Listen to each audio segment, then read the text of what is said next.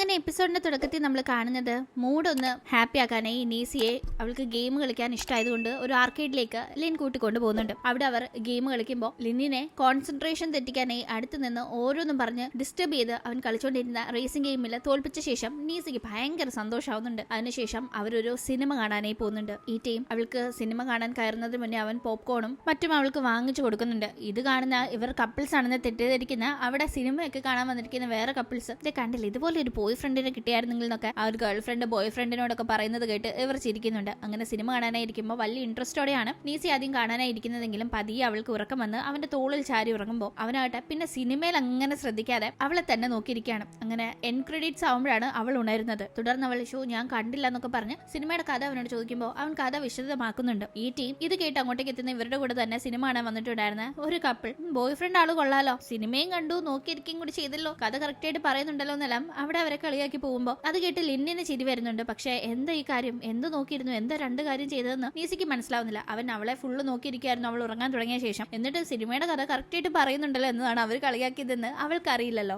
അങ്ങനെ എന്തെങ്കിലും അന്ന് അവർ തിരിച്ച് ഡ്രൈവ് ചെയ്ത് പോവാതെ അവിടെ ഒരു ഹോട്ടലിൽ രണ്ടുപേര് രണ്ട് റൂമിൽ സ്റ്റേ ചെയ്യുന്നുണ്ട്. രണ്ടുപേരും കുറെ നേരം ചാറ്റ് ചെയ്യുന്നുണ്ട്. അവരുടെ റൂമിൽ നിന്നുള്ള വ്യൂവിന്റെ ഫോട്ടോ ഒക്കെ അയക്കുകയും അങ്ങനെ കുറെ നേരം ചാറ്റ് ചെയ്ത് ഒടുക്കം അടുത്ത ദിവസം നീസിക്ക് കല്യാണം കൂടി ഉണ്ടല്ലോ ഫ്രണ്ടിന്റെ, ഉറങ്ങാൻ പോവുകയും ചെയ്യുന്നുണ്ട്. അങ്ങനെ ഉറങ്ങുന്നതിന് മുന്നേ അവൾ സുവാങ് അവൾക്ക് അയച്ച മെസ്സേജ് കുറച്ചു നേരം നോക്കുന്നുണ്ടായിരുന്നു. സുവാങ് ഈ ടീം ഭയങ്കര സങ്കടത്തിലാണ്. കോളേജിൽ വെച്ച് നീസി അവനെ പ്രപ്പോസ് ചെയ്തപ്പോൾ അവൻ അവളെ റിജക്ട് ചെയ്ത ടീം എത്ര നാൾ വേണേലും അവന് വേണ്ടി കാത്തിരിക്കുമെന്ന് അവൾ പറഞ്ഞ കാര്യങ്ങളും ഒപ്പം ഇപ്പോൾ ലിന്നിന്റെ കൂടെ അവളെ കാണുമ്പോൾ ആ ഒരു കാര്യം ഒക്കെ ആലോചിച്ചാൽ ഭയങ്കര സങ്കടത്തിലാണ്. അങ്ങനെ എന്തെങ്കിലും അടുത്ത ദിവസം രാവിലെ നീസി എഴുന്നേൽക്കും മുന്നേ ലിന്നാകട്ടെ എഴുന്നേറ്റ് ബ്രേക്ക്ഫാസ്റ്റ് കഴിക്കാനായി അവൾക്ക് വേണ്ടി വെയിറ്റ് ചെയ്തിരിക്കുകയാണ്. അങ്ങനെ അവൾ എഴുന്നേറ്റ് ഉടനെ തന്നെ ലിന്നിനെ കാണാനായി പോകുമ്പോൾ പെട്ടെന്ന് ലിന്നിനെ ആ ഒരു ടീം കാണുന്ന അവൾക്ക് വല്ലാതെ ക്രഷ് അടിച്ച് കിടക്കുക അവൾ നോക്കി നിൽക്കുന്നതൊക്കെ നമുക്ക് കാണാം. എന്തായാലും അങ്ങനെ ഫുഡൊക്കെ കഴിച്ചു കഴിഞ്ഞ് വെഡിങ്ങിന് പോകാനായി റെഡി ആവുന്നു. ലിന്നും നീസിയുടെ കൂടെ വെഡിങ് അറ്റൻഡ് ചെയ്യാനായി പോകുന്നുണ്ട്. കാരണം അവൻ അവളുടെ ബോയ് ഫ്രണ്ട് ആണെന്ന് തെറ്റിദ്ധരിച്ച് ഇന്നലെ ഫ്രണ്ട്സ് കണ്ടപ്പോൾ അവനെയും വെഡിങ്ങിന് വിളിച്ചിട്ടുണ്ടായിരുന്നു. അങ്ങനെ പോകുന്ന ടീം പുതിയ കാറാണ് അവൻ എടുത്തിരിക്കുന്നത്. ഇന്നലെ ഇവർ വന്ന കാറല്ലാന്ന് മനസ്സിലാക്കുന്ന അവൾ അതിനെപ്പറ്റി ചോദിക്കുമ്പോൾ നിന്റെ ഫ്രണ്ട്സിന്റെ മുന്നേ നന്നായിട്ട് പോകേണ്ടതെന്ന് പറഞ്ഞ് അവൻ അങ്ങനെ അവളുടെ കൂടെ കാറിൽ കയറി പോകുന്നു. തുടർന്ന് അവർ ആ വെഡിങ്ങിന്റെ അവിടെ എത്തുമ്പോഴേക്കും നീസിയുടെ ഫ്രണ്ടിന് കൊടുക്കാനായി ഒരു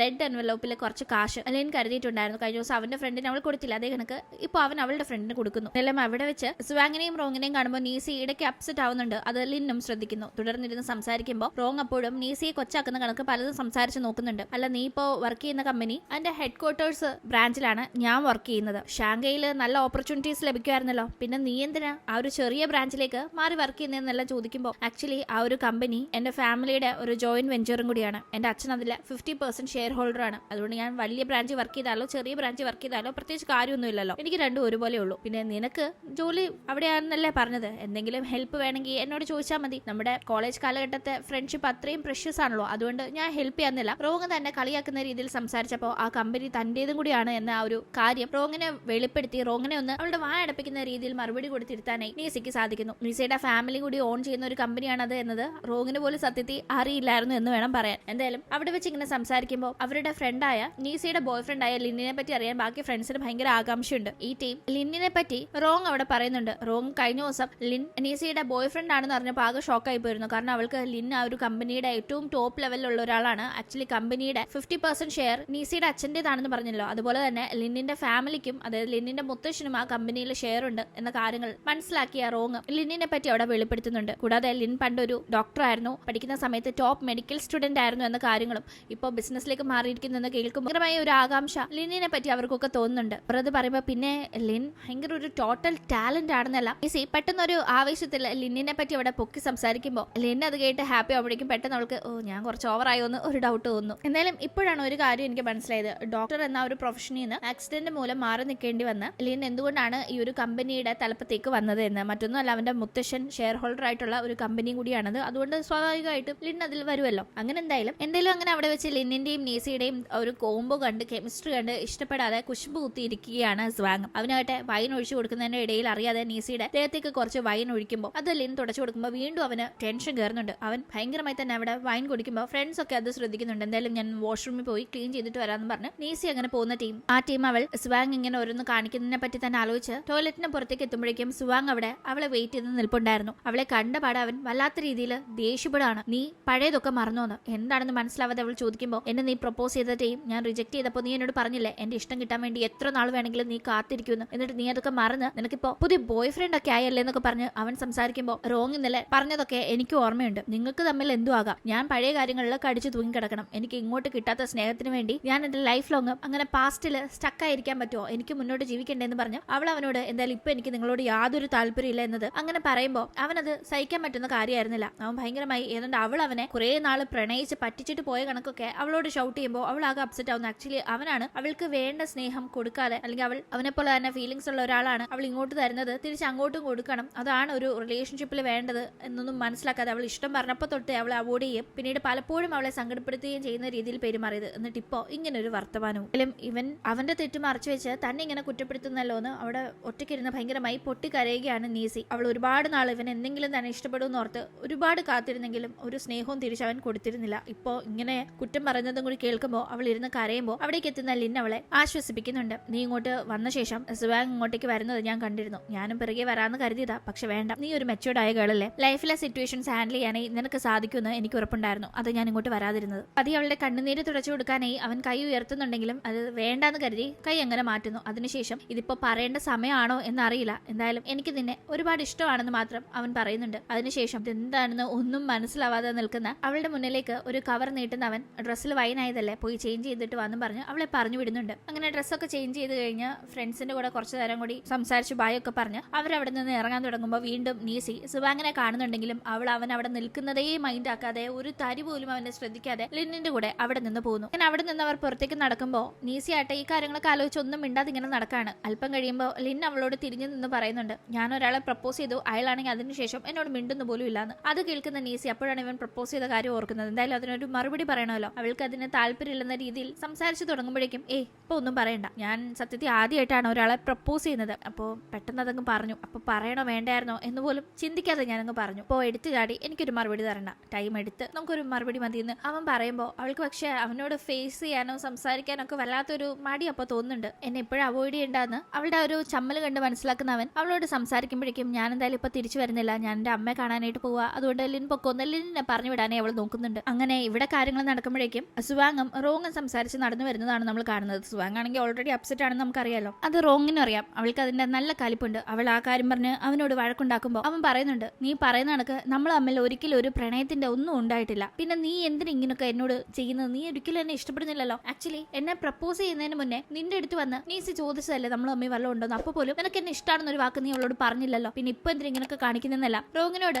സുവാങ് ദേഷ്യപ്പെടുമ്പോ എനിക്ക് അപ്പോഴും നിന്നെ ഇഷ്ടമായിരുന്നു, നീസി വലിയ കാശുകാരിയല്ലേ, അപ്പോ നീ അവളിങ്ങനെ ഇഷ്ടമാണെന്ന് വന്ന് പറയുമ്പോ എന്തായിരിക്കും റിയാക്ട് ചെയ്യാ എന്നറിയാൻ വേണ്ടി ഞാൻ അപ്പൊ അവളോട് ഒരു കള്ളം പറഞ്ഞതാ, എനിക്ക് അന്നും ഇന്നും നിന്നെ ഇഷ്ടം തന്നെയാണെന്നില്ല റോങ് പറയുമ്പോ സുവാങ്ങിന് ദേഷ്യം വരുന്നുണ്ട്. ഇത് മാത്രമല്ല ഇങ്ങനെ പല കാര്യങ്ങളും റോങ് ചെയ്തു കൂട്ടിയിട്ടുണ്ട്. മുന്നേ നമ്മൾ കണ്ടിരുന്നില്ലേ നീസി സുവാങ്ങിന്റെ അമ്മയുടെ ചികിത്സയ്ക്കായി കുറച്ച് കാശ് കൊടുത്തത്, ആക്ച്വലി അന്ന് അവൾ ആ കാശ് കൊടുത്തത് റോങ് അറിയുകയും ഇങ്ങനെ കാശ് കൊടുത്ത് സുവാങ്ങിനെ നീസി സഹായിക്കുന്നു എന്നത് പല ഇടങ്ങളിൽ നീസി പറഞ്ഞുകൊണ്ട് നടക്കുന്നുണ്ട്. അതുകൊണ്ട് നീ എത്രയും പെട്ടെന്ന് ആ കാശും അതിന്റെ പലിശയും ചേർത്ത് തിരിച്ചു കൊടുക്കണമെന്ന് സുവാങ്ങിനെ കൊണ്ട് അങ്ങനെ പലിശ അടക്കം കുടിപ്പിച്ചതും റോങ്ങിന്റെ കുരുട്ടുബുദ്ധി തന്നെയാണ്. ഒപ്പം ഇതുപോലെ പല കാര്യങ്ങളും നീസിയെയും സുവാങ്ങിനെയും തമ്മിൽ ഒരിക്കലും അടുപ്പിക്കരുത്, അകറ്റണം എന്ന രീതിയിൽ റോങ് മാനിപ്പുലേറ്റീവായി പലതും ചെയ്തു കൂട്ടിയിട്ടുണ്ട്. പിന്നീടാണ് സുവാങ് മനസ്സിലാക്കുന്നത്. എന്തായാലും അവന് മടുത്തു. അവൻ റോങ്ങിനോട് ഇനി ഇത് ശരിയാവില്ല, നിനക്ക് നിന്റെ വഴി എന്റെ വഴി, വെറുതെ എന്റെ ലൈഫിൽ നീ ഇതുപോലെ പ്രശ്നം ഉണ്ടാക്കരുതെന്നൊക്കെ പറഞ്ഞ് അവളെ ഒഴിവാക്കി അവൻ അങ്ങനെ മുന്നോട്ട് പോവാണ്. സുവാങ് ഇങ്ങനെ തന്റെ കൈപ്പിടിയിൽ നിന്ന് അകന്നു പോകുമെന്ന് പ്രതീക്ഷിക്കാതിരുന്ന റോങ്ങിന് അത് ഭയങ്കര ഷോക്കുമായിരുന്നു. എന്തായാലും അങ്ങനെ അപ്പോഴേക്കും അമ്മയുടെ വീട്ടിലേക്ക് എത്തി റെസ്റ്റ് എടുക്കുകയാണ് നീസി. പക്ഷെ അവൾ ഉറക്കമുണരുന്നത് ലിൻ പ്രപ്പോസ് ചെയ്ത ഒരു കാര്യം സ്വപ്നം കണ്ടാണ്. അവളാണെങ്കിൽ ലിൻ ഇങ്ങനെ പ്രപ്പോസ് ചെയ്തതിന് ശേഷം അതിന്റെ ഒരു ഹാങ് ഓവറിൽ തന്നെയാണ് എന്നും പറയാം. അങ്ങനെ പിന്നീട് അവൾ അമ്മയുടെ കൂടെ വീട്ടിലുള്ളപ്പോൾ ഒരു ഫാമിലി ഫ്രണ്ട് ഒക്കെ അവിടെ എത്തുന്നുണ്ട്. അവളെ കാണുന്ന ആ ഫാമിലി ഫ്രണ്ട് നമ്മുടെ വീടിനടുത്തുള്ള ആരെങ്കിലും തന്നെ ഡേറ്റ് ചെയ്യണം, ഇങ്ങനെ കുറച്ച് ദൂരെ പോയി ജോലി ചെയ്യാന്ന് പറഞ്ഞു അവിടെയുള്ള പയ്യന്മാരൊന്നും ഡേറ്റ് ചെയ്തേക്കരുത് എന്നൊക്കെ ഇങ്ങനെ അമ്മയുടെ മുന്നിൽ വെച്ച് അവളെ തമാശയ്ക്ക് കളിയാക്കുന്നുണ്ടായിരുന്നു. കൂടാതെ അവൾക്ക് വിവാഹപ്രായം ആയില്ലേ, പയ്യനൊക്കെ നോക്കുന്നുണ്ടെന്ന രീതിക്ക് അമ്മയോട് സംസാരിക്കുമ്പോൾ അവൾ ഇപ്പോഴും കുട്ടിയല്ലേ, അവൾക്ക് കല്യാണപ്രായം ആയെന്നൊന്നും എനിക്ക് വിശ്വസിക്കാൻ പോലും വയ്യാന്ന് അമ്മയും പറയുന്നു. അങ്ങനെ അവരുടെ ചൈനീസ് ന്യൂ ഇയർ എത്താറാവാണ്. അപ്പോൾ ചെറിയൊരു വെക്കേഷൻ വരുന്നുണ്ട്. ആ ടീം എന്താണ് പ്ലാൻ എന്നെല്ലാം അമ്മ ചോദിക്കുമ്പോൾ നമുക്ക് സ്വിറ്റ്സർലൻഡിൽ പോവാം, അതാണ് ഞാൻ പ്ലാൻ ചെയ്യുന്നതെന്നെല്ലാം അവൾ പറയുമ്പോൾ എന്തായാലും നീ അപ്പോഴേക്ക് മുത്തശ്ശിയെ പോയി കണ്ടിട്ട് വന്നു പറഞ്ഞ് ഗ്രാമത്തിൽ താമസിക്കുന്ന മുത്തശ്ശിയെ കാണാനായി അമ്മ അവളെ പറഞ്ഞു വിടുന്നുണ്ടായിരുന്നു. ആക്ച്വലി ഇത് അച്ഛന്റെ അമ്മയൊക്കെയാണ്. അച്ഛനുമായി അമ്മ വേർപിരിഞ്ഞെങ്കിലും അച്ഛന്റെ ഫാമിലിയുമായിട്ട് നല്ലൊരു റിലേഷൻ ആണ് അമ്മ ഇപ്പോഴും സൂക്ഷിക്കുന്നത് എന്നത് നീസിക്ക് അറിയാം. അങ്ങനെ മുത്തശ്ശി അവളോട് ആളെ കുറെ നാളുകൾക്ക് ശേഷം കണ്ടതിന്റെ സന്തോഷം പങ്കുവയ്ക്കുകയും കല്യാണപ്രായമായി കല്യാണം കഴിക്കണം എന്നൊക്കെ പറയുമ്പോൾ അവൾക്ക് ചിരി വരുന്നുണ്ട്. എല്ലാവരും എന്താ തന്നോട് ഇപ്പോ ഇങ്ങനെ പറയുന്നതെന്നൊക്കെ ഓർത്ത്. എന്തായാലും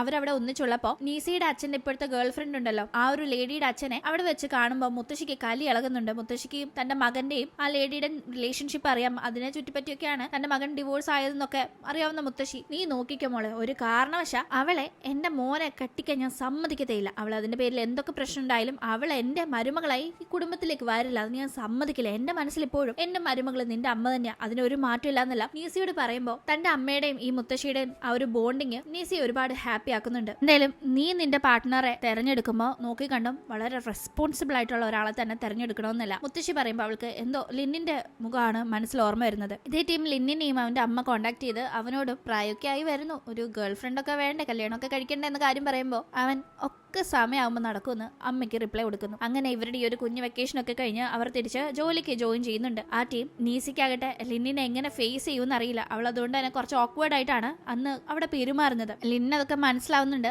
അവന് ചിരി വരുന്നുണ്ട്. എന്തായാലും ഇവരെല്ലാവരും കൂടി കമ്പനിയുടെ റൂഫ് ടോപ്പിൽ വെച്ചിരിക്കുന്ന സോളാർ പാനൽ ക്ലീൻ ചെയ്യാനേ പോകുമ്പോൾ ഇവൾ മാക്സിമം അവൻ അടുത്ത് വർക്ക് ചെയ്യുന്നുണ്ടെങ്കിലും കണ്ടില്ല എന്ന രീതിയിൽ നിൽക്കുകയാണ്. അതിനിടയിൽ അവൾ ഒന്ന് സ്ലിപ്പായി പാനലിന്റെ അവിടേക്ക് വീഴുമ്പോൾ എഴുന്നേൽക്കുന്ന അവൾ പാനലിന് വല്ലതും പറ്റിയോ എന്നാണ് ആദ്യം ടെൻഷൻ ആവുന്നത്. അതും കൂടി കാണുന്ന ലിൻ അതിന് വല്ലതും പറ്റിയോ നോക്കാതെ നീ ആദ്യം നിന്റെ കാര്യം ശ്രദ്ധിക്കാനേ അവളോട് പറയുമ്പോഴും അവളാകട്ടെ അപ്പോഴും അവന് മറുപടി ഒന്നും കൊടുക്കാതെ വലിയ മൈൻഡ് ഇല്ലാതൊക്കെ നിൽക്കാണ്. ഇഷ്ടമാണെന്ന് പറഞ്ഞതിന്റെ ഒരു ഓക്വേർഡ്നെസ്. എന്തായാലും അന്ന് ഡോക്ടർ ഫെങ് നീസിയെ കാണാനായി വിളിക്കുന്നുണ്ട്. തുടർന്ന് അവൾ അവിടേക്ക് ചെല്ലുന്നു. ഈ ടീം ലിന്നിനെ ഒരു ഹാർട്ട്ലെസ് പേഴ്സൺ എന്ന് ആദ്യമേ ഫെങ് പറയുന്നുണ്ട്. എന്ത് പറ്റിയെന്ന് ചോദിക്കുമ്പോൾ എന്നെ ഒരു സർജറിക്കൽ അഡ്വൈസ് തന്ന് സഹായിക്കാന്നൊക്കെ പറഞ്ഞിട്ട് അവൻ എന്നെ പറ്റിച്ചു, അതുകൊണ്ട് ഞാൻ അവനെ പറ്റി ഇത് നിന്നോട് പറയാൻ പോവാണെന്നും പറഞ്ഞു. ലിന്നിന് നീസിയെ വളരെ ഇഷ്ടമാണെന്നും ആക്ച്വലി അന്ന് ഫെങ്ങിന്റെയും ലിന്നിന്റെയും ഒക്കെ ആ ഒരു ഫ്രണ്ടിന്റെ മാരേജിന് നീസിയെ ലിൻ കൂട്ടിക്കൊണ്ട് വന്നത് ആക്ച്വലി ആ ഫ്രണ്ട് വിളിച്ചിട്ടല്ല, മറിച്ച് ലിൻ അവന് നീസിയോടുള്ള ആ ഒരു ഇഷ്ടത്തിന്റെ പുറത്ത് കൊണ്ടുവന്നതാണ് എന്നതൊക്കെ പറയുന്നുണ്ട്. ആർക്കും ലിന്നിന് തന്നോടുള്ള ഇഷ്ടം അറിയില്ലെന്നാണ് അവൾ കരുതിയിരുന്നത്. ഇപ്പൊ എന്തായാലും അത് മിക്കവർക്കും അറിയാം, താൻ മാത്രമാണ് ഇപ്പൊ വൈകി മനസ്സിലാക്കിയതെന്ന് അവൾക്ക് മനസ്സിലാവുന്നുണ്ട്. എന്തായാലും അത്രയും നേരം ലിന്നിനെ ഒരു ഫ്രണ്ട് എന്ന രീതിയിൽ ചുമ്മാ ഒരു തമാശയ്ക്ക് വരുന്നു പറഞ്ഞുകൊണ്ടിരുന്ന ഡോക്ടർ പെട്ടെന്ന് ലിന്നിനെ പൊക്കി സംസാരിക്കുന്നുണ്ട്. ഇതെന്താ പെട്ടെന്ന് ടൂൺ മാറിയത് മനസ്സിലാവാതെ നീസി ഇരിക്കുമ്പോഴേക്കും ലിൻ അങ്ങോട്ടേക്ക് വന്നു എന്ന് അവൾക്ക് മനസ്സിലാവുമ്പോൾ അവൾ ഒന്നുകൂടെ ചമ്മുന്നുണ്ട്. ആക്ച്വലി ലിന്നിനെ അവോയ്ഡ് ചെയ്ത് കിടന്ന നീസിയെ ഇപ്പൊ ഇങ്ങോട്ടേക്ക് പ്ലാൻ ചെയ്ത് വരുത്തിച്ചത് ലിന്നും ഡോക്ടർ ഫെങ്ങും കൂടി ചേർന്നാണ്. അവരുടെ ഒരു നാടകമായിരുന്നു ഇപ്പൊ വിളിച്ചു വരുത്തിയത് പറയല്. എന്തായാലും അങ്ങനെ ലിൻ വന്ന ശേഷം ഡോക്ടർ ഫെങ് അവിടെ നിന്ന് പോയി. അങ്ങനെ ലിൻ നീസി കഴിക്കാനായി ഓർഡർ ചെയ്തിരുന്ന ആ ഒരു ഫുഡ് ഷെയർ ചെയ്ത് കഴിക്കുന്നുണ്ട്. തുടർന്ന് അവർ അവിടെ നിന്ന് ഇറങ്ങുമ്പോൾ അപ്പോഴും അവൾ അവനെ ഒന്നും മിണ്ടാതെ അവോയ്ഡ് ചെയ്യുന്ന കണക്ക് തോന്നുന്നവൻ, നീ ഇങ്ങനെ പോയാൽ ശരിയാവില്ല, എന്നോട് മിണ്ടണം, എന്തിനെങ്ങനെ അവോയ്ഡ് ചെയ്യുന്നതെന്നെല്ലാം ലിൻ ചോദിക്കുമ്പോൾ കൂട്ടത്തിൽ തന്നെ അവളിപ്പോ താൻ ആ ഒരു സഡൻ കൺഫെഷൻ നടത്തിയതിന്റെ പേരിൽ ടെൻഷനിലാണ് എന്നറിയാവുന്നതുകൊണ്ട് അതിന് സോറി എന്ന് പറയുന്നുണ്ട്. അവളും അത് വലിയ കാര്യമില്ല സാരമില്ല എന്നൊക്കെ പറയുമ്പോഴേക്കും അവളെ ഒരു കൺസ്ട്രക്ഷൻ സൈറ്റിന്റെ അവിടേക്ക് കൊണ്ടുപോയി അവിടെ ചില അഡ്വൈസ് ഒക്കെ അവൻ ചോദിക്കുന്നുണ്ട്. ഇതൊരു ഇൻഡസ്ട്രിയൽ സ്പേസ് ആക്കി മാറ്റാനായിട്ട് ഇവിടെ ഒരു എക്കോ ഗാർഡൻ ഒക്കെ സെറ്റ് ചെയ്യണം, ഒരു ലെഷർ ഏരിയ, ചെടികളും ഒക്കെ ആയിട്ട് വർക്കേഴ്സിന് ടൈം സ്പെൻഡ് ചെയ്യാനായിട്ട് ഒരു ചെറിയ കഫേ, അപ്പൊ അതിനൊക്കെ ഉള്ള അവളുടെ ഐഡിയാസ് ഒക്കെ ചോദിച്ച് അങ്ങനെ അവൻ സംസാരിച്ച് അവളുടെ മൂഡ് മാറ്റുന്നുണ്ട്. അവൾ പറയുന്ന ഐഡിയാസ് ഒക്കെ ലിന്നിന് വളരെ ഇഷ്ടപ്പെടുകയും അവൻ പിന്നീട് അത് കമ്പനിയിൽ ഷെയർ ചെയ്യുമ്പോൾ അവൾക്ക് ഒരുപാട് സന്തോഷമാവുന്നു. അവളുടെ ആ ഒരു വർക്ക് ഇങ്ങനെ റെക്കഗ്നൈസ് ചെയ്യപ്പെടുന്നത് സന്തോഷമുള്ള ഒരു കാര്യമാണല്ലോ. ഇങ്ങനെ കഫറ്റീരിയ ഇപ്പോൾ നടത്തുന്ന ആളുകളിൽ നിന്ന് മറ്റൊരു പാർട്ടിയിലേക്ക് മാറ്റാൻ പോകുന്നു. ഇപ്പോൾ ക്യാൻറ്റീനിൽ, അതായത് ഈ വർക്കേഴ്സിന് വേണ്ടിയുള്ള ക്യാൻറ്റീൻ ആണല്ലോ, അപ്പോൾ അവിടെ ഫുഡ് വിതരണം ചെയ്യാനായിട്ടുള്ള കോൺട്രാക്ട് പുതിയ പാർട്ടിക്ക് ഏൽപ്പിക്കുന്നതിന് മുന്നേ മെനു സെറ്റ് ചെയ്യാനായിട്ട് വർക്കേഴ്സിൽ നിന്ന് ആളെ സെലക്ട് ചെയ്യാൻ ഈ ടീം ലിൻ നറുക്കെടുക്കുമ്പോൾ അവന് കിട്ടിയ ചീട്ടിൽ നീസിയുടെ പേരില്ലെങ്കിലും അവളുടെ പേര് ഉള്ള കണക്ക് അവൻ അവിടെ ഉറക്കെ വായിക്കുമ്പോൾ അതിൽ അവൾ തന്നെ ജയിക്കുന്നു. എന്തായാലും ഇതപ്പോഴേക്കും നീസിയുടെ കൂടെ ഉണ്ടായിരുന്ന അവളുടെ ഫ്രണ്ട് കാണുന്നുണ്ട്, ഇഞ്ചി എന്തോ ഒന്ന് ഡൗട്ട് അടിക്കുന്നുണ്ട്. നീസി ഈ അടുത്തായി ഇൻഡിഫറന്റ് ആയി പെരുമാറുന്നതും ലിൻ മുന്നേ ഉണ്ടായിരുന്ന ആ ഒരു രീതിയിലൊന്നും അല്ല അവളോട് ഇപ്പോൾ അവൾക്ക് അതിൽ വിജയിക്കാനായി അവളുടെ പേര് അതിൽ ഇല്ലാഞ്ഞിട്ട് പോലും ലിൻ അത് വായിച്ചല്ലോ എന്നൊക്കെ ഇഞ്ചിക്ക് എവിടേക്കോ ഒരു സ്പെല്ലിംഗ് മിസ്റ്റേക്ക് തോന്നി തുടങ്ങിയിട്ടുണ്ട്. ലിൻ പ്രപ്പോസ് ചെയ്ത കാര്യമൊന്നും നീസി ഇതുവരെ ആരോടും പറഞ്ഞിട്ടുണ്ടായിരുന്നില്ലല്ലോ. അങ്ങനൊന്നും ഇല്ലാന്നല്ല, ഫ്രണ്ട് ചില ഡൗട്ടുകൾ ലിന്നിനിപ്പോ നീസിയോട് ഇഷ്ടമുണ്ടോ എന്ന രീതിയിലൊക്കെ ചോദിക്കുമ്പോൾ നീസി ഒരു പിടുത്തം കൊടുക്കാതെ ഒന്നുമില്ലെന്നൊക്കെ പറഞ്ഞു ഒഴിഞ്ഞു മാറുന്നുണ്ടെങ്കിലും ഫ്രണ്ടിന് നല്ല ഡൗട്ട് ഉണ്ട്. നീസി ആകട്ടെ അവൾക്ക് ഫസ്റ്റ് സൈറ്റ് ലവ് തോന്നിയ സ്വാങ്ങിനോട് ആ ഒരു ഇഷ്ടം തുറന്നു പറഞ്ഞതിന് ശേഷം ഒരുപാട് സ്ട്രഗിൾ ചെയ്തിട്ടുണ്ടായിരുന്നല്ലോ. അതുകൊണ്ട് തന്നെ അവളിപ്പോ ഒരു റിലേഷൻഷിപ്പിൽ അങ്ങനെ പെട്ടെന്നൊന്നും ഇൻവോൾവ് ആവാൻ തീരെ താല്പര്യപ്പെടുന്നില്ല. ചൂടുവെള്ളത്തിൽ വീണ പൂച്ച പച്ചവെള്ളം കണ്ടാലും പേടിക്കുന്നാണല്ലോ. ശേഷം എന്ത് സംഭവിക്കുമെന്ന് നമുക്ക് അടുത്ത എപ്പിസോഡിലൂടെ കാണാം. ഇന്നത്തെ വീഡിയോ ഇഷ്ടമായാൽ മറക്കാതെ ലൈക്ക് ചെയ്തും ഷെയർ ചെയ്തും സബ്സ്ക്രൈബ് ചെയ്തും സപ്പോർട്ട് ചെയ്യണേ. വീണ്ടും പുതിയ എപ്പിസോഡുമായി കണ്ടുമുട്ടും വരെ ബൈ.